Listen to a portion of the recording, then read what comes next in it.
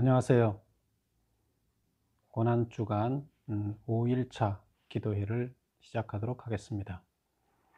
잠깐 기도드리겠습니다. 아버지 하나님, 우리를 위해서 십자가에 돌아가신 주님의 그 은혜를 감사드립니다. 우리를 정결케 하기 위해서 주님께서 갖은 순환과 고난을 겪으시고 인간적인 모든 고통 가운데 아픔을 견디셨던 주님을 기억합니다.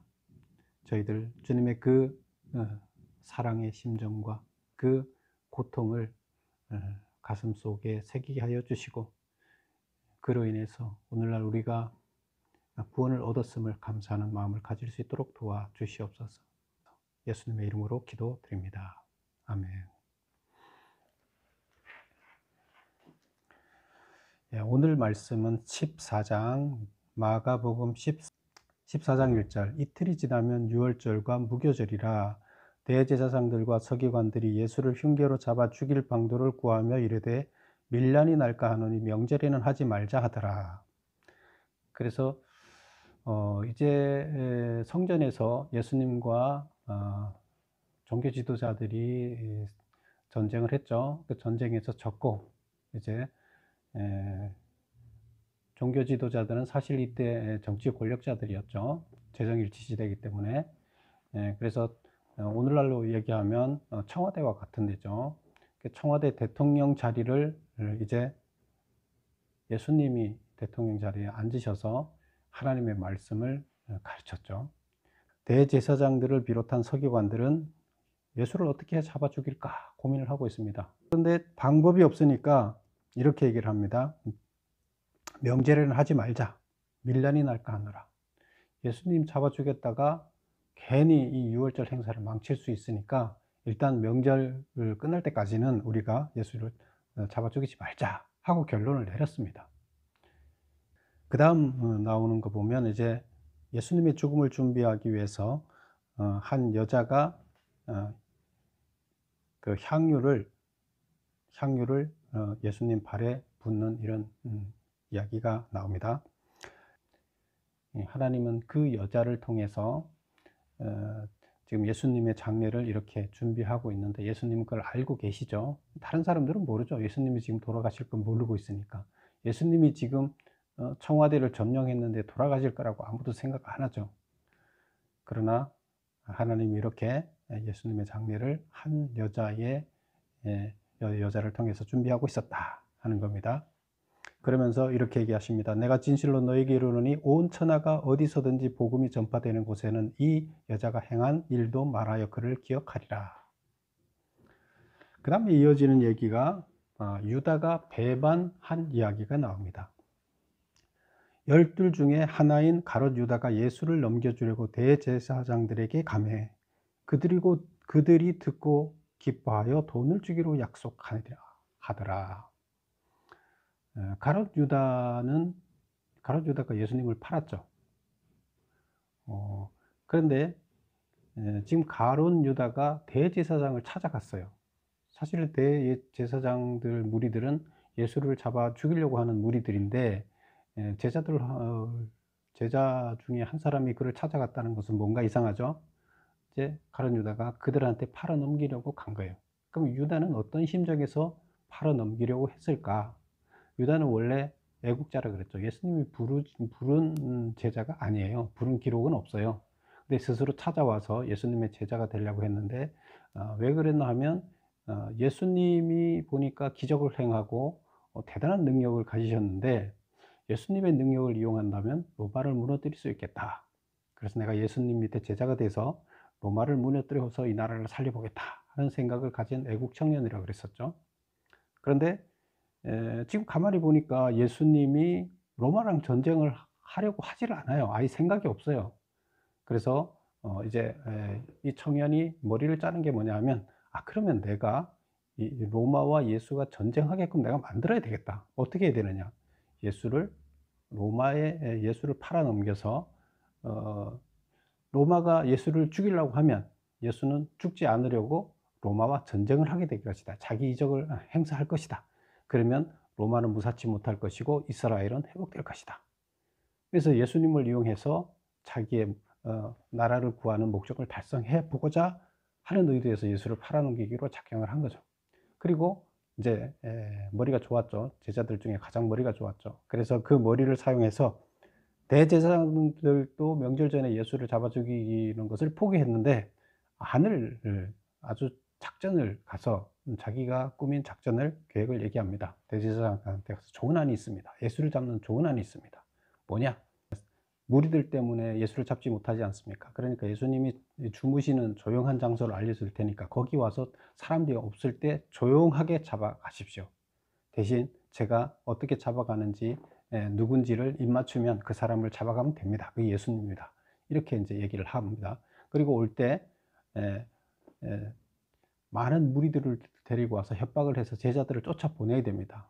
왜 그러나 하면 백성들이 다 예수님 편인데 백성들이 돌아서게 하려면 어떻게 해야 되냐면, 제자들이 이 가짜 선지자라고 자기들이 따라보니까 이 선지자가 가짜였다 하고 고발했다고 하십시오, 대제사장한테. 그러면 그 가짜 제사장을 제자들이 고발한 것으로 해야 됩니다. 그런데 제자들이 거기 남아 있으면 안 돼, 따라다니면 안 되지 않습니까? 그리고 제자들이 다 흩어진 걸로 해야 됩니다. 이렇게 얘기를 했습니다. 그 제자들을 흩어지게 하려면 어떻게 하느냐?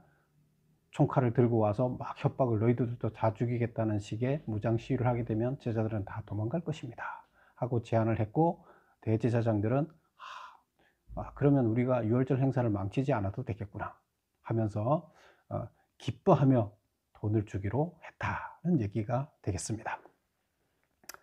그리고 이런 일이 있었고, 예수님은 이제 죽음을 맞이하기 위해서 유월절 만찬을 준비하십니다.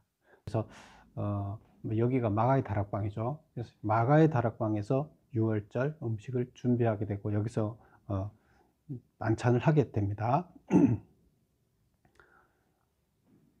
그리고 이제 마지막 만찬에서 식사를 하면서 이렇게 얘기를 하십니다. 그들이 먹을 때 예수께서 떡을 가지사 축복하시고 떼어 제자들에게 주시며 이르시되, 받으라, 이것은 내 몸이니라. 또 잔을 가지사 감사 기도하시고 그들에게 주시니 다 이를 마시며 이르시되, 이것은 많은 사람을 위하여 흘리는 나의 피 곧 언약의 피니라. 진실로 너희에게 이르노니 내가 포도나무에서 난 것을 하나님 나라에서 새 것으로 마시는 날까지 다시 마시지 아니하리라. 이에 그들이 찬미하고 감람산으로 가니라. 마지막 만찬을 하고 가는 장면인데요. 사실 우리는 이 장면을 그대로 성만찬으로 행하고 있죠. 유월절 만찬은 어떤 의미를 갖고 있는 거죠? 우리는 성만찬으로 그대로 하고 있는데, 이스라엘 백성들이 원래 죄인이었죠.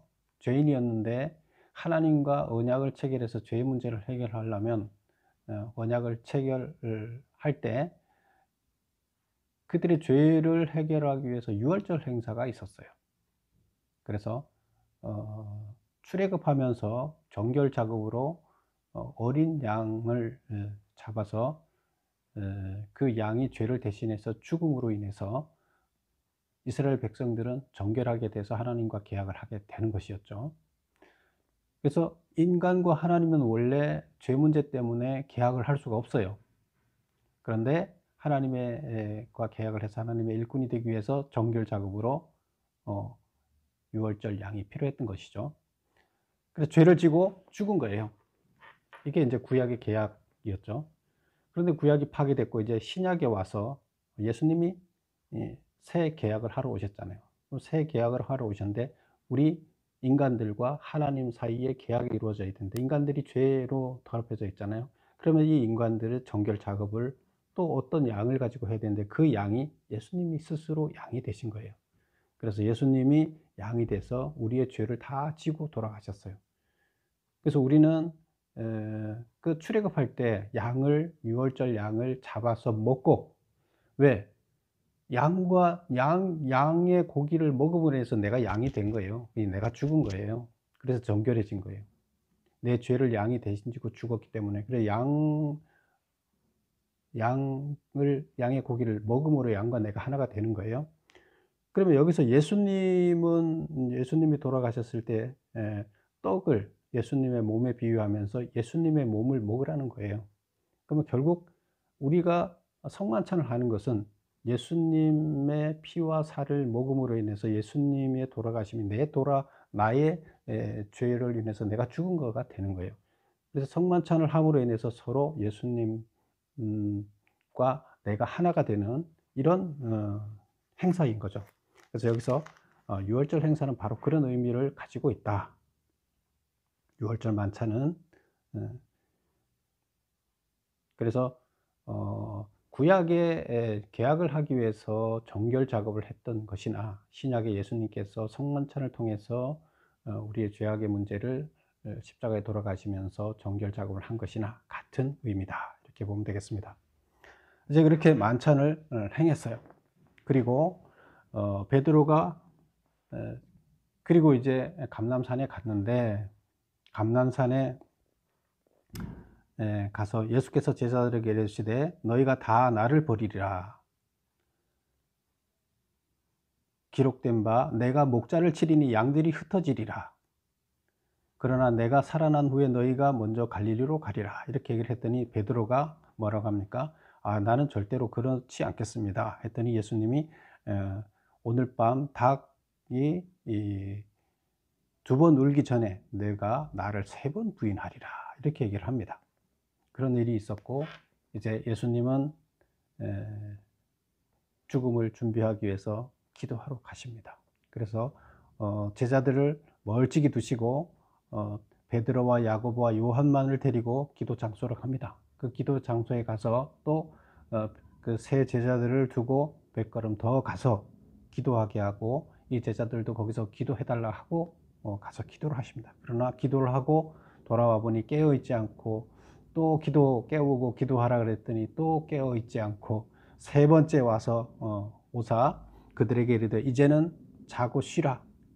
그만 되었다. 내가 왔도다. 보라 인자가 죄인의 손에 팔리리니 일어나라. 함께 가자. 보라 나를 파는 자가 가까이 왔느니라. 이제는 기도할 필요 없다. 이제 나를 파는 자가 병사들 데리고 왔으니까 일어나서 같이 가자. 이렇게 얘기를 합니다. 그리고 이제 예수께서 잡히시는 이야기인데요. 43절을 보면 예수께서 말씀하실 때 곧 12 중에 하나인 유다가 왔는데 대제사장들과 서기관들과 장로들에게서 파송된 무리가 군사죠. 검과 뭉치를 가지고 그와 함께 왔더라. 예수를 파는 자가 이미 그들과 군호를 짜 이르되 이거 그 유다죠. 내가 입맞추는 자가 그니 그를 잡아 단단히 끌고 가라 하였다. 이에 예수께서 나와서 랍비여 하고 입을 맞추니 그들이 이제 예수를 잡은 거죠. 곁에 서 있는 자 중에 한 사람 베드로죠. 베드로가 칼을 빼어 대제사장의 종을 쳐 그 귀를 떨어뜨리니라. 겁이 없었죠.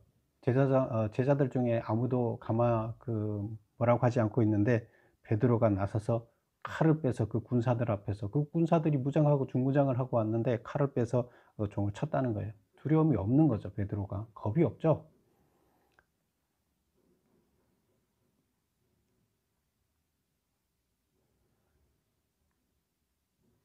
그리고 이제 예수님은 잡혀갑니다. 물론 이제 그 귀는 예수님께서 다시 이렇게 붙여서 아물게 해줬죠.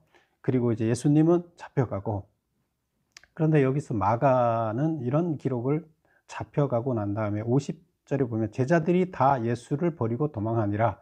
예수는 잡혀가고 제자들은 도망했다 하면서 잠깐 무슨 말을 쓰나 하면 51절에 한 청년이 벗은 몸에 배 홑 이불을 두르고 예수를 따라가다 무리에게 잡힘에 배 홑 이불을 버리고 벗은 몸으로 도망하니라.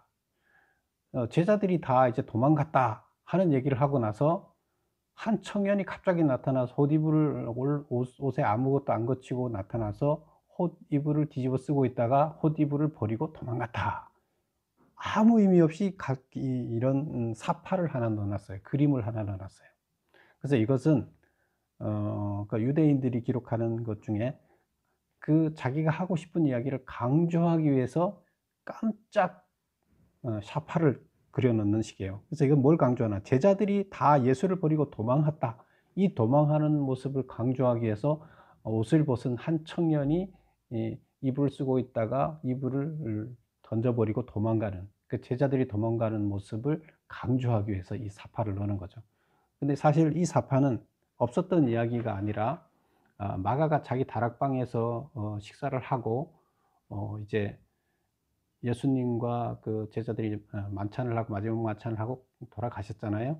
그래 마지막 만찬을 하고 돌아가셨는데, 그때 마가는 자기 집에서 그 광경을 지켜보고 있었고, 그리고 이제 옷을 다 벗고 잘라고 누웠는데 군사들이 와서 자기 집을 수색을 했다는 거죠. 예수님과 만찬을 했다면서 여기 와서 하면서 수색을 했는데, 가만히 생각하니까 예수님이 감람산에 갔는데 거기서 잡힐 것 같으니까 자기가 이제 자다가 일어나서 이불을 뒤집어 쓰고 거기를 쫓아갔다는 거예요.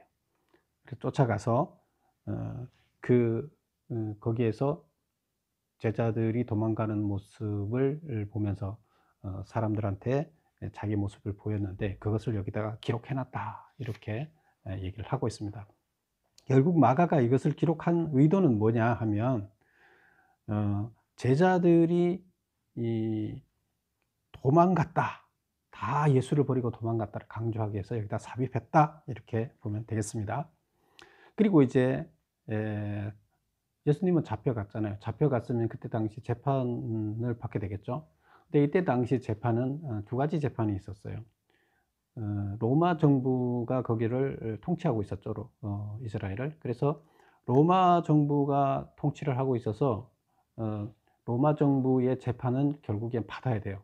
그런데 로마 정부는 자치권을 인정했어요. 그래서 자기들 민족들끼리 종교 행사도 할 수 있고 입법, 사법, 행정권을 자치적으로 행사하는 것에 대해서 타치를 안 했어요. 단지 이 뭐만 안 하면 되느냐, 로마에 대해서 반역하는 행위를 하지 않고, 그다음에 또 하나는 사람을 함부로 죽이는 거 외에 두 가지 외에는 자치권을 허용했어요. 근데 사람을 죽이려 그러면 로마 법정에 재판을 받아야 돼요. 그래서 인제 그러면 인제 이 지금 이스라엘에서는 예수를 죽이려면 대제사장들이 인제 재판관이 돼서 재정일치시 되니까 자기네들이 재판도 하고 정치도 하고 다 해 먹는 거죠. 그래서 재판을 공회라는 데서 재판을 하게 되는데, 재판을 해서 사형 선고를 하더라도 죽일 수가 없죠. 로마 정부에 사형 선고를 해야 죽으니까. 그럼 로마 정부에 사형 선고를 하려면 로마법에서 사형 선고에 해당하는 죄, 반역죄로 예수를 고발해야 되는 거예요. 그래서 그걸로는 그거는 나중에 고발하기로 하고, 그래서 나중에 고발해서 결국에 예수를 사형에 처하게 만들죠. 근데 그 전에 자기네들이 먼저 재판을 해야 되기 때문에 대제사장 앞으로 예수가 끌려간 거죠. 그래서 대제사장 앞에 끌려갔어요. 그래 끌려갔더니 대제사장이 막 심문을 합니다. 심문을 하는데 예수님은 아무 말을 안 해요. 그러니까 거기 본 사람들을, 이 사람 저 사람들을 물어서 심문을 해서 두 사람 이상 세 사람 이상이 예수가 어떤 죄를 저질렀는지에 대해서 딱 증언을 해서 맞아떨어져야 되는데, 증언이 중구난방이라 맞아떨어지지가 않아요. 그래서 죽일 증거를 찾지를 못해요. 그러니까 대제사장이 일어나서 뭐라 그러나 하면 예수께 묻되 너는 아무 대답도 없느냐, 사람들이 너를 치는 증거가 어떠하냐 하되 침묵하고 아무 대답도 아니하거늘 대제사장이 다시 물어 이르되 내가 찬송받을 이의 아들 그리스도냐, 이렇게 묻습니다. 그랬더니 예수께서 내가 그니라. 인자가 권능자의 우편에 앉은 것과 하늘 구름을 타고 오는 것을 너희가 보리라. 내가 바로 그리스도다, 메시아다, 이렇게 얘기를 합니다. 그랬더니 대제사장이 옷을 찢으며 이르되 우리가 어찌 더 증인을 요구하겠느냐. 자기가 지금 그리스도다, 메시아라고 얘기를 하는 거, 이거는 신성 모독죄예요. 신성 모독죄는 사형이에요. 하나님을 모독하는, 신성 모독하는 놈이다. 그러니까 이제 증거가 필요 없다, 자기 말로 시인을 했으니까 신성 모독. 그래서 이제 이는 사형 선고를 하게 됩니다. 그래서 예수를 사형에 해당하는 자로 정죄를 해서 결정을 하고 이제 로마 정부에 넘겨주게 되는 거죠. 근데 이 일이 진행되는 동안 이게 대제사장 재판이 이루어지는 때에 베드로가 거기에 이제 참석해 있었죠. 66절을 보면 베드로는 아랫뜰에 있더니 대제사장의 여종 하나가 와서 베드로가 거기 쫓아와서 있는 것을 보고 당신도 저기 제자 아니요? 그러니까 나 아니다. 또 좀 있다가 와서 또 "당신 아무리 봐도 제자인 것 같은데." "아니다." 2번 부인했어요. 또 좀 있다가 다른 사람이 와서 "내가 너 봤는데 그 제자인 것 같아." 그러니까 또 부인했어요. 3번 부인하니까 닭이 "꽃기요, 꽃기요." 2번 울었어요. 그때 베드로가 아 예수님이 모든 제자들이 다 도망가고 닭이 이 3번 울 때 "너도 나를 부인할 것이다. 나 부인 안 하겠다. 당신을 쫓아다니겠다. 나 도망 안 가겠다." 했더니 "넌 나를 3번 부인하리라." 이렇게 얘기를 했는 게 기억이 났어요. 그럼 베드로는 어떤 심정에서 이렇게 했을까요? 예. 사실 베드로는 지금 예수님을 잡아가려고 할 때 로마 병정들을 향해서 칼을 휘두른 자예요. 목숨이 두려워서 도망가는 자가 아니에요. 그런데 대제사장들 입장에서 봤을 때는 제자들이 도망을 가고 예수를 가짜 선지자라 하고 제자들이 도망을 가야 돼요. 쫓아다니면 안 돼요. 그런데 베드로는 계속 쫓아다닌다는 말이에요. 그럼 협박을 해서 보내야 되는데, 협박을 해도 너 여기 제자들면 좀 체포해서 너도 감금시킬 거야?" 그렇게 해도 안 도망가고 계속 있는 거예요. 3번이나 그래도 계속 남아 있는 거예요. 그럼 베드로는 무슨 심정이었을까요? '내가 당신을 지키겠어. 나는 끝까지 당신을 지키겠어.' 하고 있었던 거예요. 그래서 도망가라고 자꾸 3번이나 "너 체포하겠다." 했는데도 도망 안 가고 있는 거예요. 그리고 그러면 왜 부인을 했을까요? "너 제자지." 했을 때 "그래, 제자다." 해야 되는데 왜 부인을 했을까요?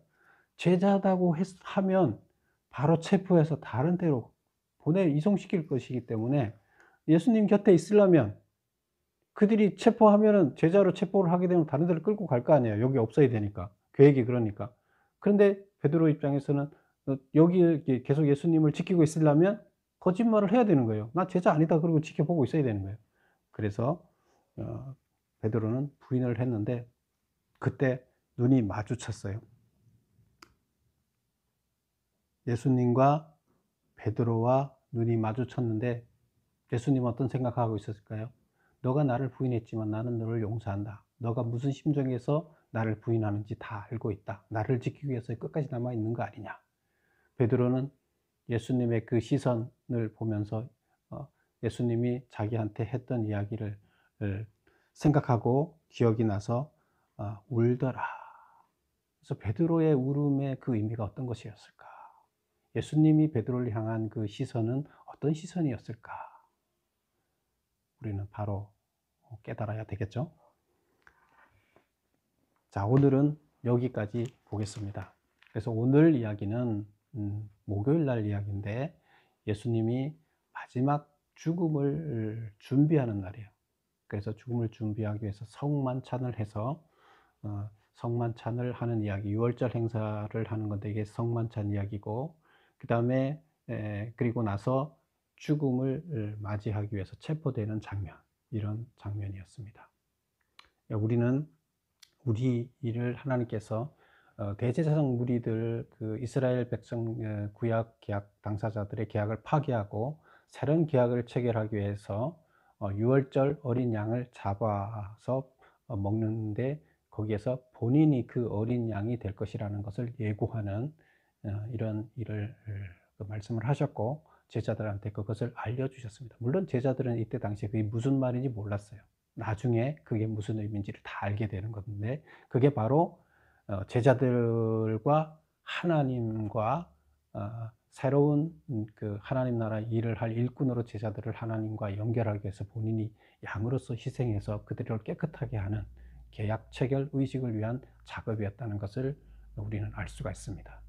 우리는 바로 그 후손으로서, 그 계약 체결된 후손으로서 지금 하나님 나라의 일꾼으로 살아가야 하는 자들이죠. 그래서 하나님께서 이렇게 자기의 몸을, 인간의 육체를 입고 와서 죽음으로까지 우리를 죄의 문제를 해결하고 하나님 나라를 이끌어 가도록 세우셨다. 우리는 귀한 몸입니다. 그래서 우리가 충분히 그 일을 감당해야 될 줄로 믿습니다. 각자 맡은 자리에서 그 일을 감당해내는 우리가 되기를 소망합니다. 기도하겠습니다. 아버지 하나님, 이제 아버지 하나님께서는 마지막 남은 하루를 남겨놓고 이제 죽음을 준비하고 계십니다. 마지막 죽음의 날 앞전에 죽음을 맞이하면서 우리들의 죄의 문제를 해결하기 위해서 스스로 십자가에 돌아가실 것을 미리 말씀하시고, 죄의 문제를 해결할 것을 미리 말씀하시며 계약 체결하기 위한 준비를 하셨습니다. 이 모든 과정을 아는 우리들은 이제 계약의 당사자가 되어서 하나님 나라를 온전히 이끌어갈 수 있도록 마음이 변하게 하시고 그 일을 감당해낼 수 있는 능력을 저희에게 허락하여 주시옵소서. 예수님의 이름으로 기도드립니다. 아멘. 예, 이제 각자 기도하시고 또 내일 하루 더 고난주일 마지막 죽음에 이르는 장면을 내일은 살펴보도록 하겠습니다. 이만 마치도록 하겠습니다.